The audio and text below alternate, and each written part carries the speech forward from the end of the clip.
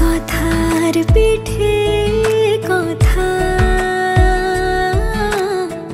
তুমি ছুঁয়ে দিলে মুখরতা হাসি বিনিময় চোখে চোখে মনে মনে রয় ব্যাকুলতা আমায় ডেকো একা বিকেলে কখনো কোনো ব্যথা পেলে আমায় রেখো প্রিয় প্রহরে যখনই মন কেমন করে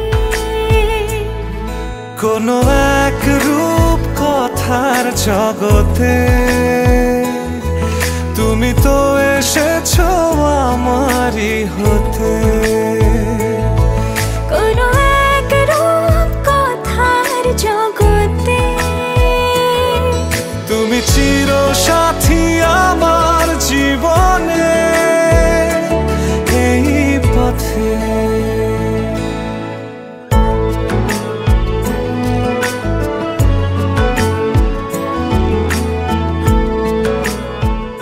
আমি তাহসিন ফিদা বলছিলাম। আমাদের বেসিক্যালি বিয়েটা হয় 2020-এ মার্চের 13 তারিখে।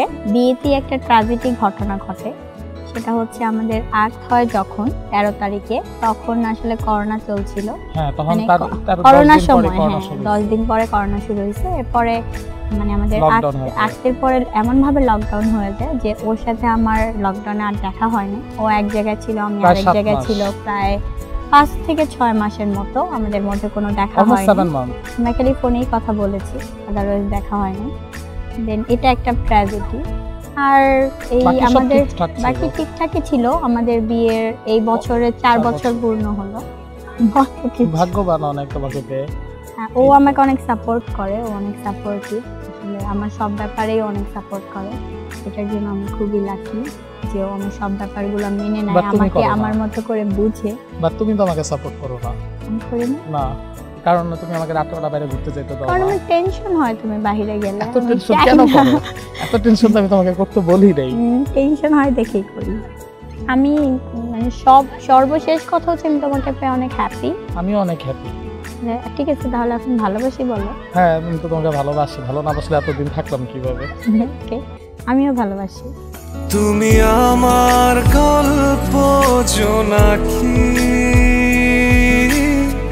তোমারই আশায় থাকি।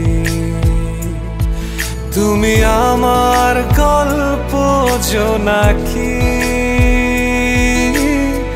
তোমারই আশায় আশায় থাকি। কোনো এক রূপ কথার জগতে তুমি তো এসেছো আমারই হতে। কোনো এক রূপ কথার জগতে তুমি চির সাথী আমার জীবনে।